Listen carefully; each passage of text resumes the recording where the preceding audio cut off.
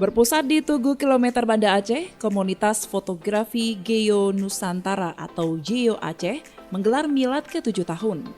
Lokasi ini dipilih karena Tugu Kilometer 0 Banda Aceh menjadi tempat bagi member serta masyarakat yang mengikuti lomba foto yang menjadi salah satu agenda pada hari ulang tahun kali ini. Ketua Provinsi Geo Aceh Muhammad Iqbal menjelaskan, Tugu Kilometer 0 Banda Aceh menjadi tempat puncak acara hari ulang tahun Geo Aceh. Selain itu, Geo Aceh juga melakukan beberapa kegiatan lainnya, seperti pameran foto serta hunting foto bareng.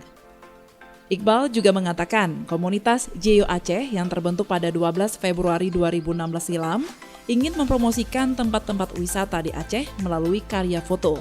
Oleh karena itu, di milad kali ini mengadakan hunting foto bareng. Jadi suatu yang menarik di khususnya di ini, karena kita mungkin beda dari biasa kita mungkin hanya camping, mungkin Instagram member. Kali ini kita coba mengajak semua kawan-kawan di komunitas, di umum, memperkenalkan juga ya titik 0 km Kota Banda Aceh ini dan juga pantai Kaki Jawa, dan mungkin mengajak sama-sama untuk mencari foto-foto terbaik ya, yang mungkin akan menjadi suatu hal yang bisa viral kan. Mungkin di luar juga tidak tahu sudah ada titik 0 km ini. Hadir juga di lokasi kegiatan dari unsur pemerintahan Kota Banda Aceh. Mereka berharap dengan adanya komunitas fotografi ini nantinya dapat mempromosikan tempat-tempat wisata yang ada di Aceh, khususnya Kota Banda Aceh. Kegiatan tersebut juga mendapat respon positif dalam hal pembangunan Kota Banda Aceh. Kita Banda Aceh ini semakin banyak kegiatan